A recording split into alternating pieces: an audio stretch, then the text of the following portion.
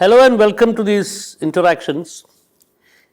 We have with us M.K. Venu, one of the most important journalists of the country at this point of time, or for a considerable period of time. M.K. Venu has been a legacy journalist in very many newspapers and very many television channels, but then he is now known as one of the founders, one of the co-founders of The Wire, the most important online portal in India, which is also known as a platform of honest and objective journalism, which in other words can also be said as journalism of resistance. Venu, welcome to this program. Well, I was told that, that since we go back a long way and we have known each other for some 3 decades now, right from my, first decade in Delhi. Now, of course, The Wire is 10 years old. You have been on various legacy media platforms, both in print as well as in television. And now Wire has completed 10 years and, of course, you have also been receiving a lot of recognition from across the world, and Kerala has also added to that list now. Kerala is a big supporter of Wire. Actually. Yeah. Kerala has.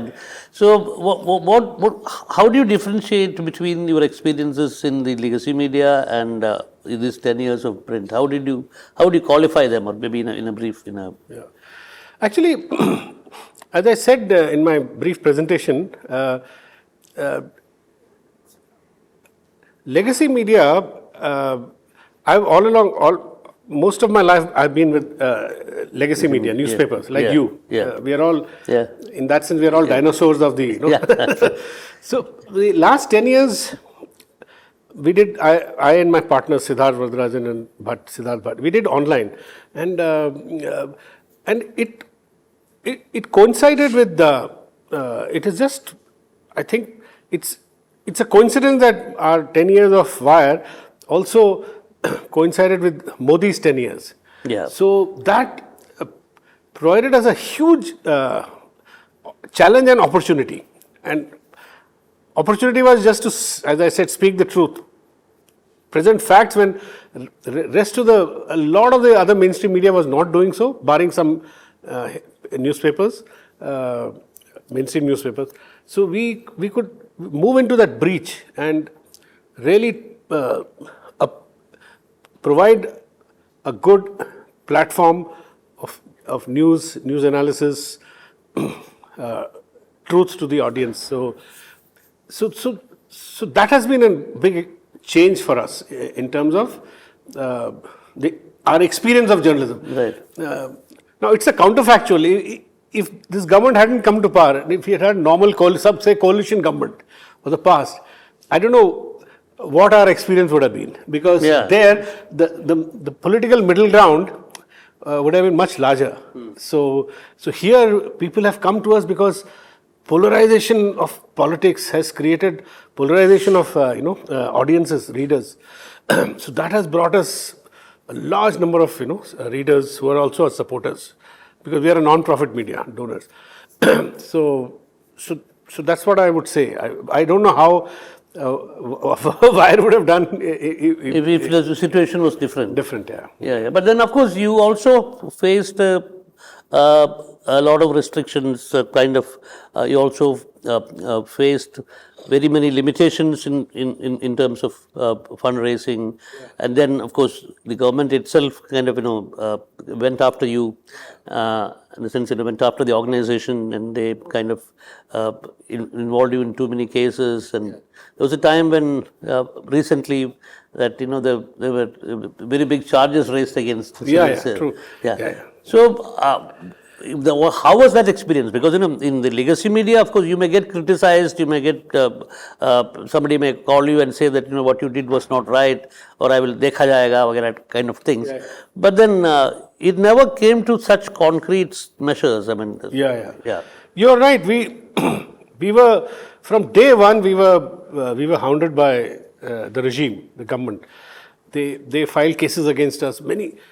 large number of cases came from government and the proxies of government, like big businessmen filed cases against us. Anil Ambani filed several, one 5,000 crore damages case he filed on a story that I did. Then on another video we did on the Rafale issue, the corruption Rafale. I interviewed a defense expert, Ajay Shukla, very well-known defense expert. So there was a 6,000 crore damages suit. Many other proxies, Zee TV owner filed cases against us, Subhash Chandra. Sri Ravi Shankar tried to file cases against us.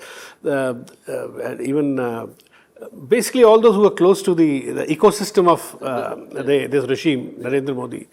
And that harassment, did cost us. They imposed cost on us.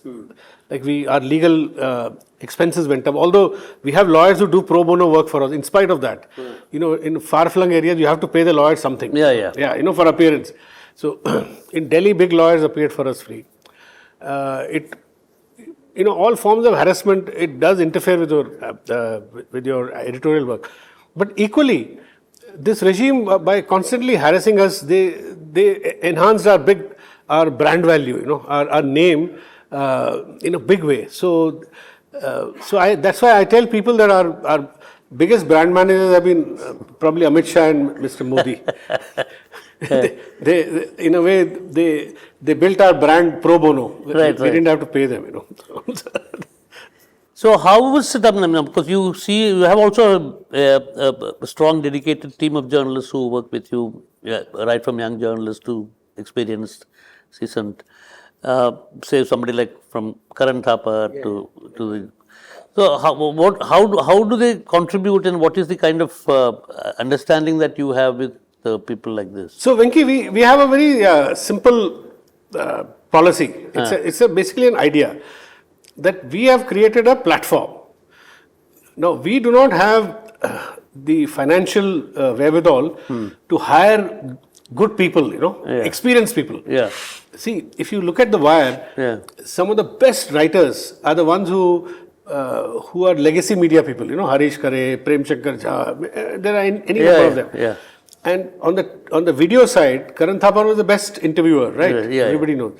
So he came to our platform on a profit sharing basis. Okay. So now what we do is since video is a revenue generator, our policy is that we tell like-minded people to come on our platform. Yeah. And whatever whatever earnings you make, then you share this. We share it. Yeah. And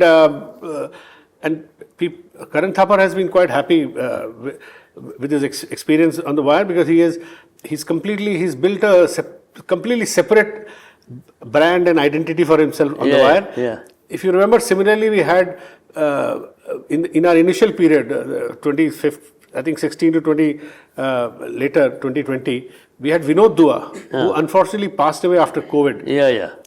He was also a big name. Yeah. And he also came on The Wire platform. Right. And I remember Vinod Dua said in one of his interviews that what he really loved was the simplicity of The Wire.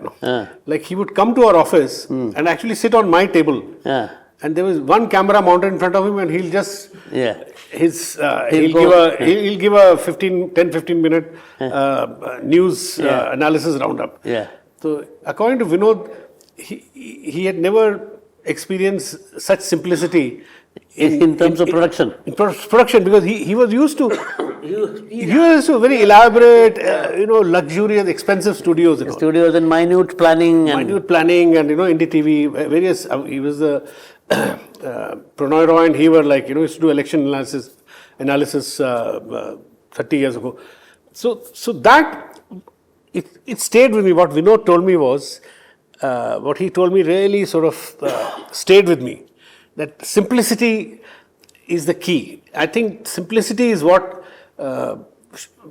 drives small online media. I think Vinod captured it in this term. Right. But I think, that if you extend that simplicity argument a little more, there is, of course, there are media theorists who are talking about this. They're saying that in this era of social media, the concept of mainstream journalism that we had in the 80s when I came into journalism. I think you must have also come around the same time. Mid 1980s. 83, Yeah, same year then.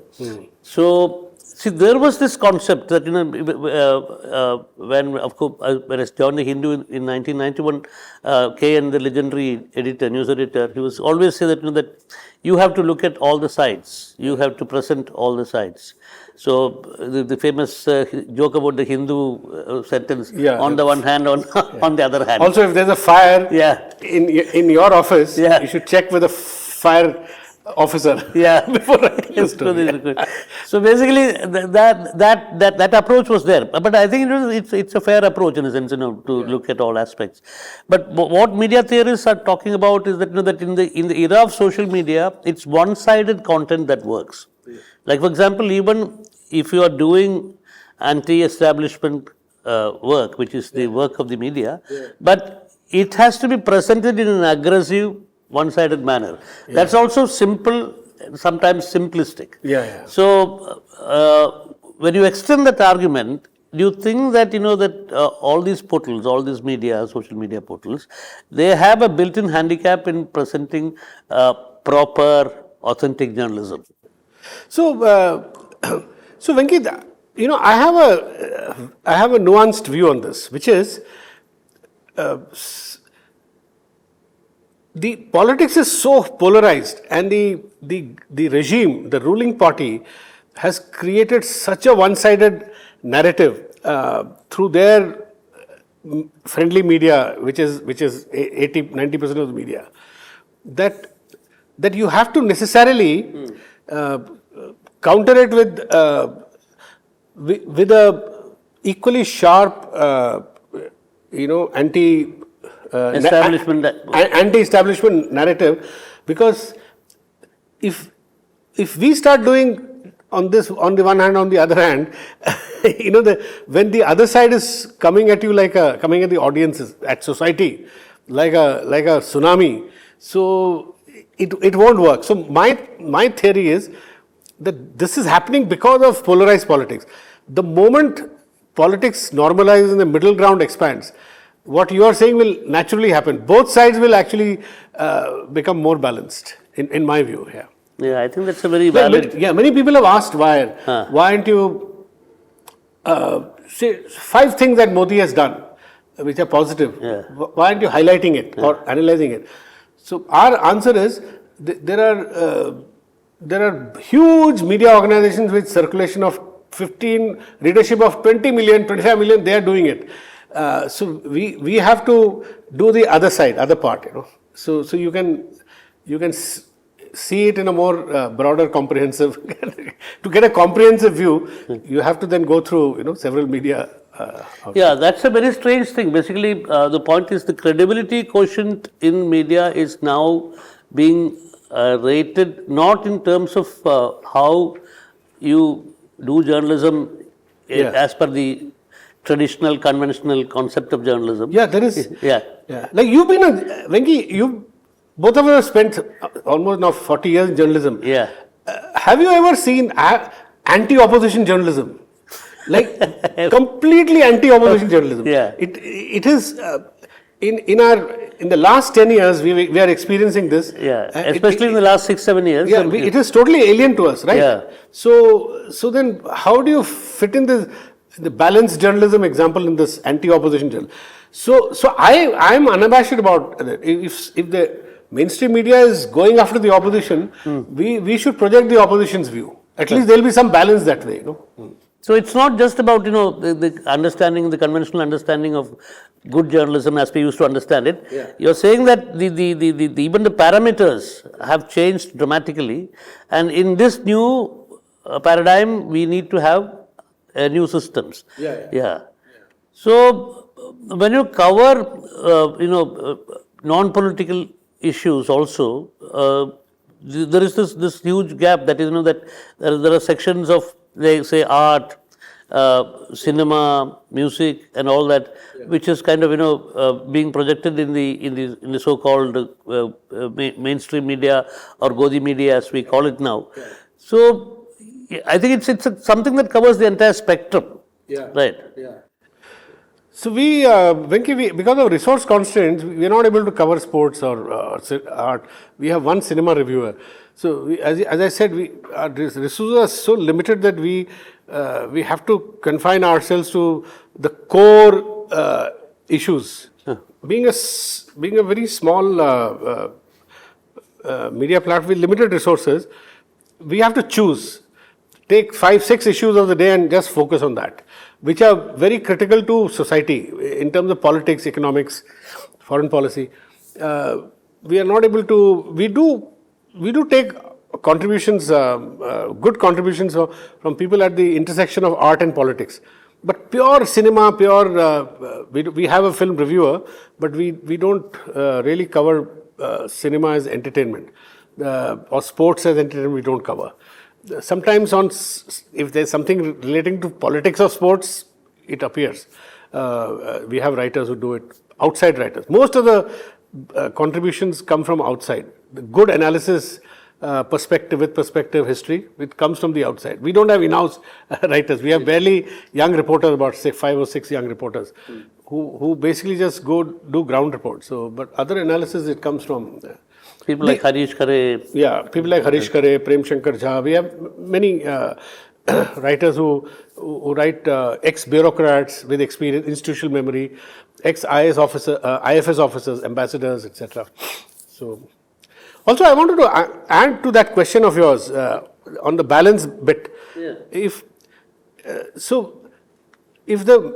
large number of Godi media, what is called, they are doing anti-opposition journalism. So we give the opposition a voice, and in that process, what is to our advantage is that we are far more factual than them.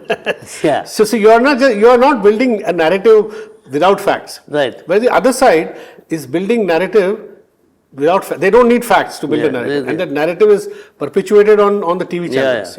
Yeah, I think that is a very important nuance or differentiation which you kind of pointed out, because if you look at the last India-Pak tussle, the war that happened, the kind of shouting that we saw on mainstream television channels, exhorting Indian Army to go and capture Karachi and all that. I think that restraint that was shown by from the non-Godi media, I think that's a very important differentiation which you have highlighted. Yeah. So that differentiation occurs in other aspects of coverage also. Yeah. In fact, I would say that what happened with the Operation Sindoor, the way mainstream media channels declared that Karachi is being captured, I think they brought immense discredit to media as a whole. And we have to bear the brunt, because to an outsider, all media is the same.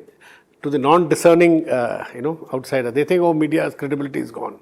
So we have to confront that also, Apart from these constraints and you talked about the political system and how that is reflecting in the media.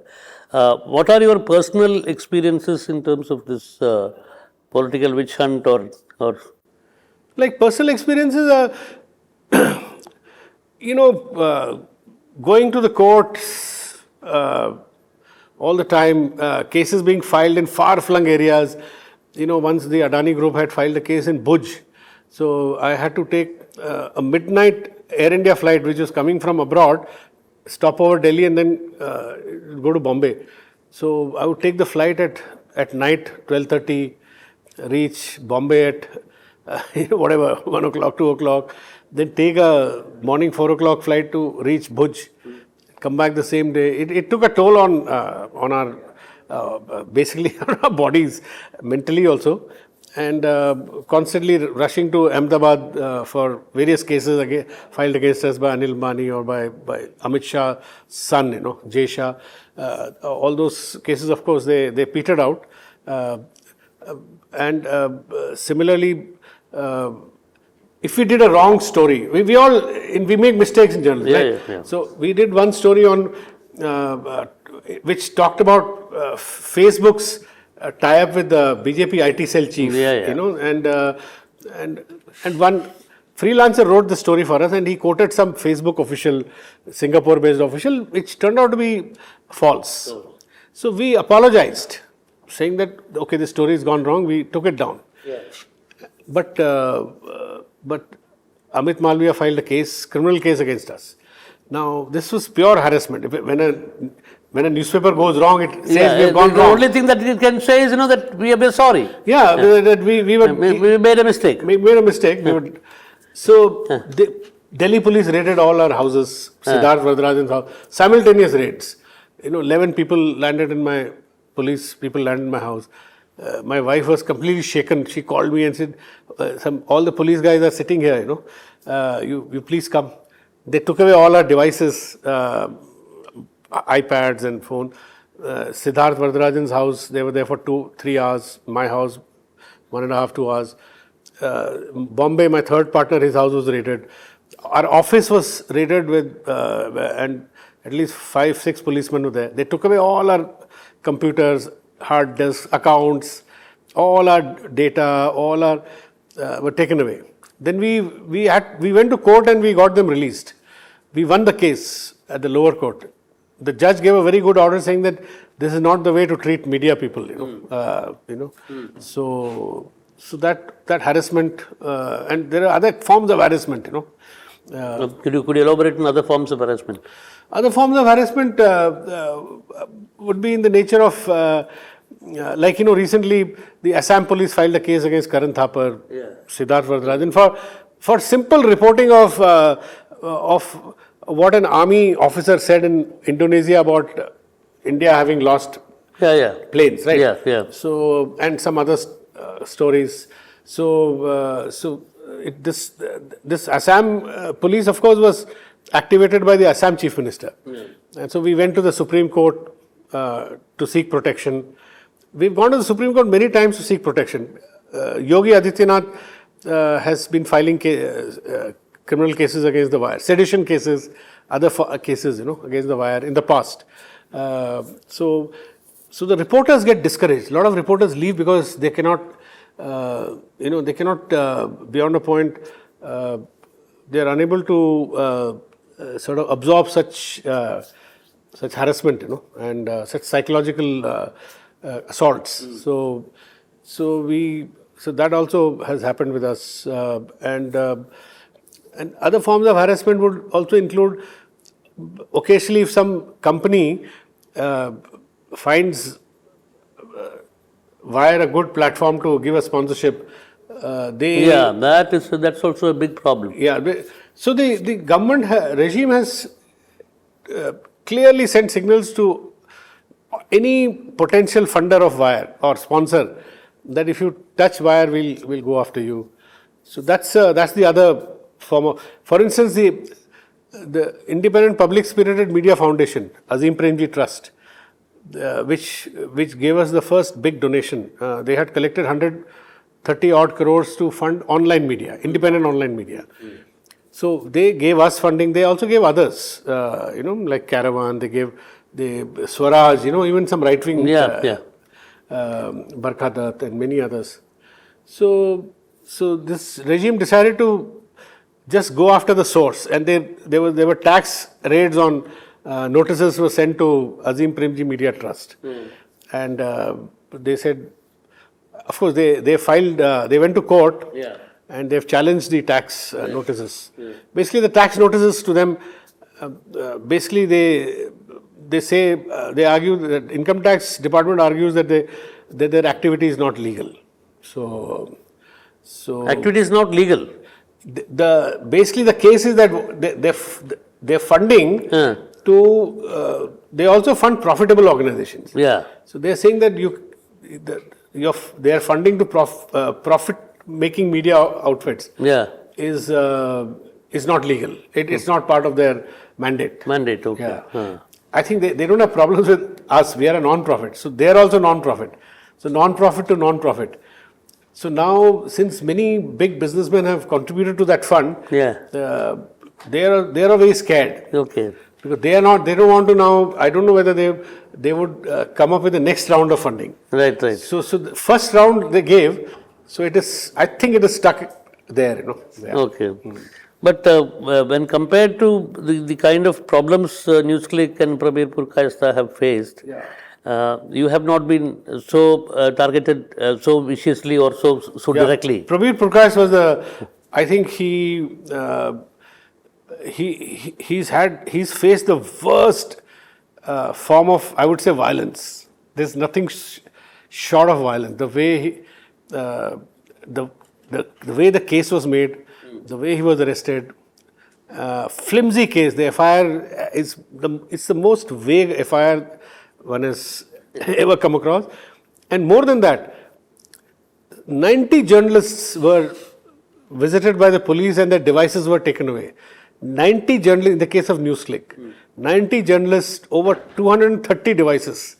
Never happened in the history of Indian, even somebody told me, even during the British period. Yeah. The Britishers also wouldn't have raided so many journalists at one generally in the matter of 48 hours. You know, so many 90 journalists, you know. So I think Purkayastha was I would say the worst form of vindictiveness and vendetta. Probably because of his maybe left background, because this regime has a visceral hatred for the left. So I think that it's possible that that worked against Prabir, his past association with the CPM. Yeah. And also, of course, they got an investor who was friend of Prabir for decades, friend of many people here, studied in JNU. He works very closely with the Chinese. I mean, he works closely with the Chinese. Yeah. So the government made out a narrative that it's Chinese money coming, and so there was a Chinese terror money, you know. And suddenly Chinese terror money. If it were Chinese terror money, then the US government would have gone after that investor, right? So, but US government found him perfectly, legitimate. His business, his earnings from China. So suddenly these people have they made it a big China conspiracy. Now, of course, Modi ji is embracing the Chinese, as we saw the Shanghai Cooperation Organization shaking hands and smiling. So I hope things get better for NewsClick now, you know.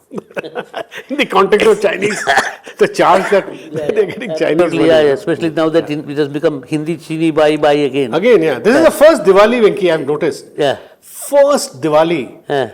You go back last 5-6 Diwali. Yeah. Before every Diwali, a campaign is launched against China. Yeah.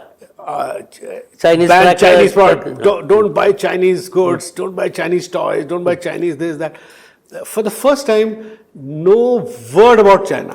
Everybody, like Prime Minister never took China's name. Now all the minions are also not mentioning China. I'm told that this Diya festival, which went into a world record yesterday at Ayodhya, 50% of the Diyas were from China. Absolutely, 50. Yeah. In fact, anyway, I have a theory about how Chinese goods are actually. Since you are essentially a finance journalist, I mean, So even Venkitesh, even the products that the proponents of Hindutva use, as you said, of course, Diya we all use as Hindus, particularly the Hindutva, when they do something on a grand scale, like Yogi Adityanath is used to doing some 5 lakh Diyas. Yeah. So such a scale, only a Chinese firm can supply. You know? An Indian firm is not able to supply.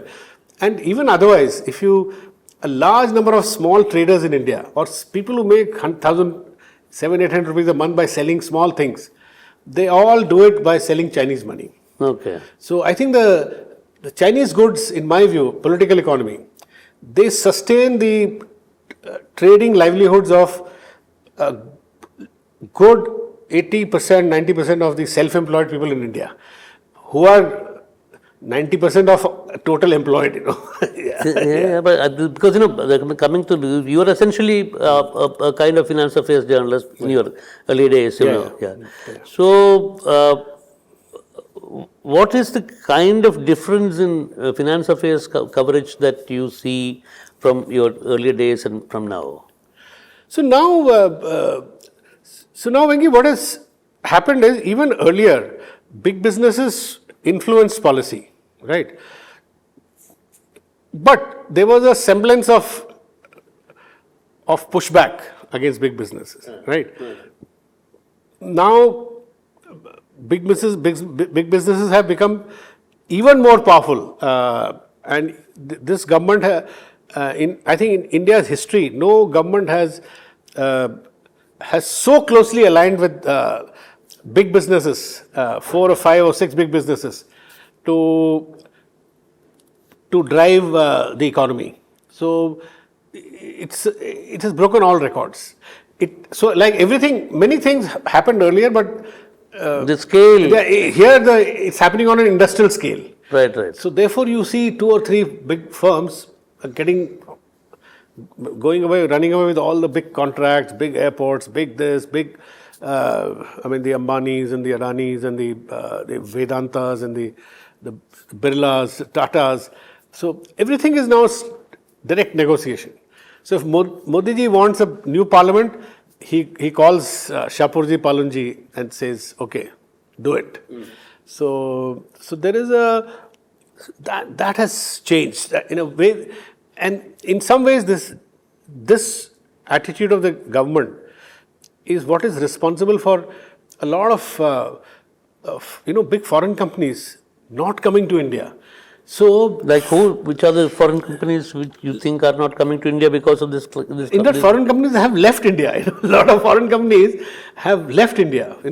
Ford, General Motors, Harley Davidson, because they feel that it's a lopsided. They feel that a lot of them feel there isn't level playing field. Okay. That's why the foreign investment into India last year was at almost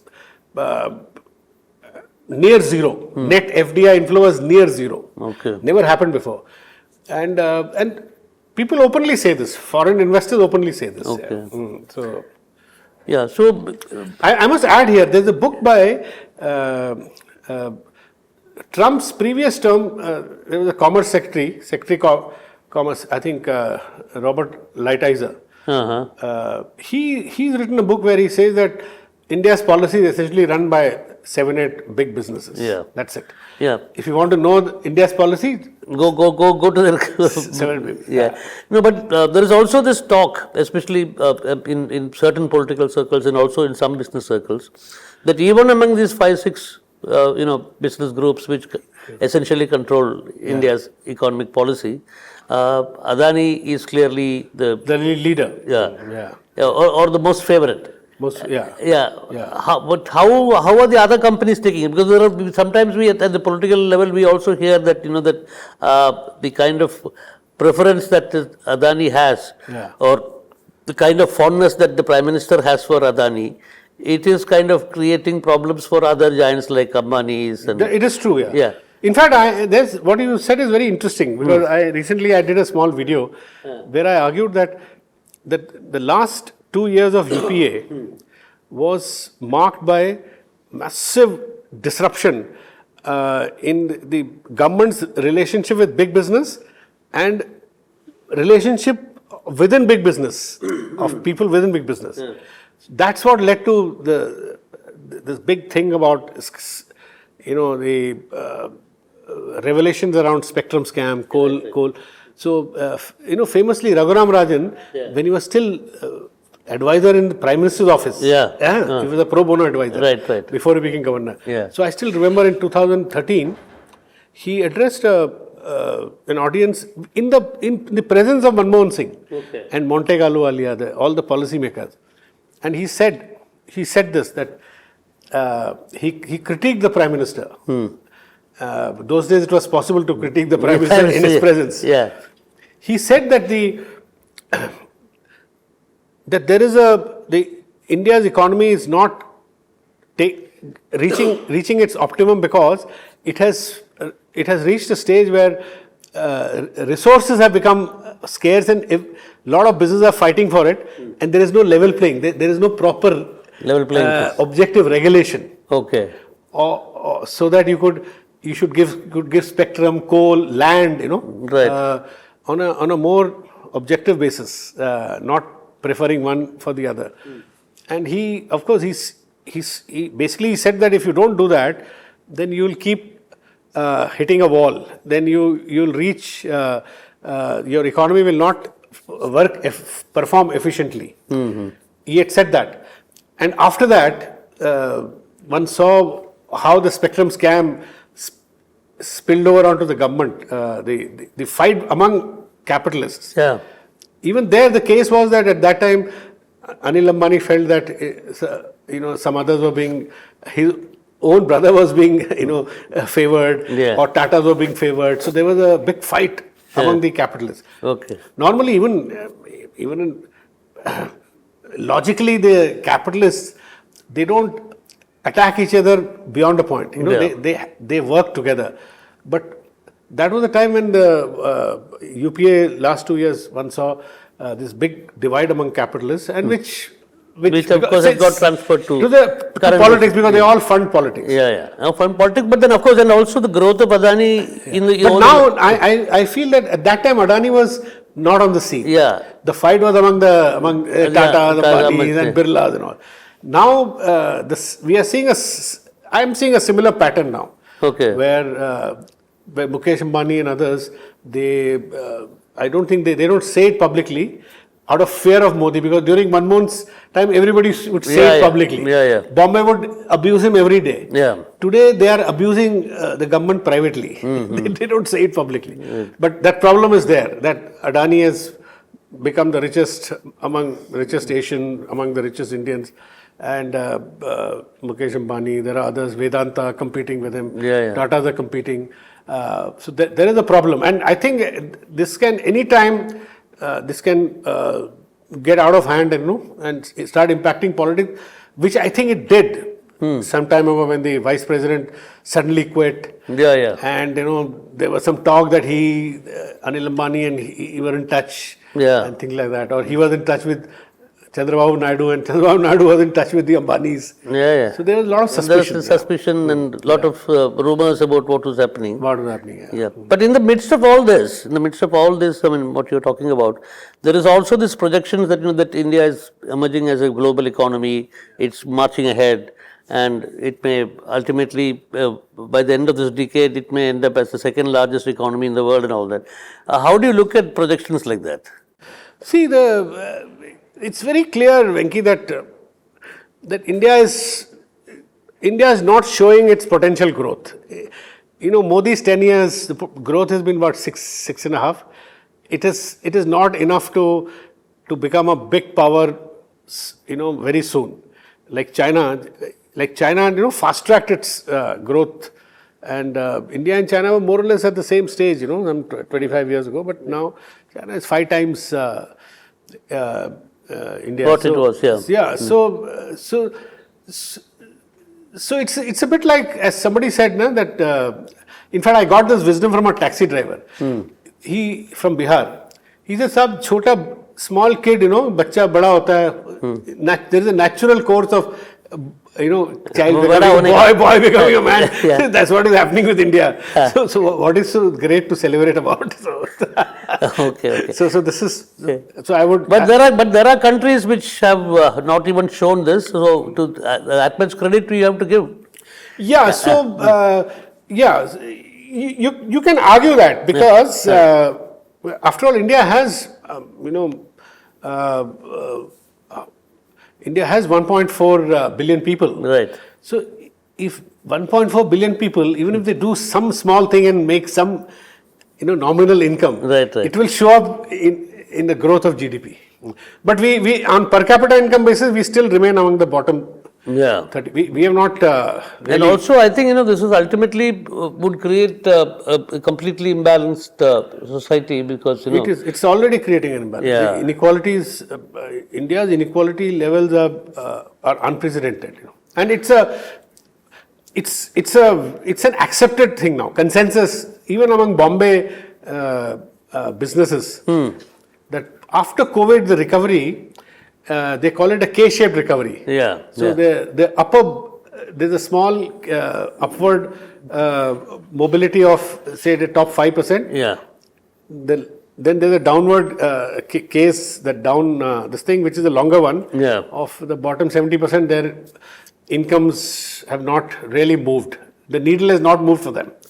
So, which is what has resulted in a 11-year period of subdued consumption demand. This has never happened.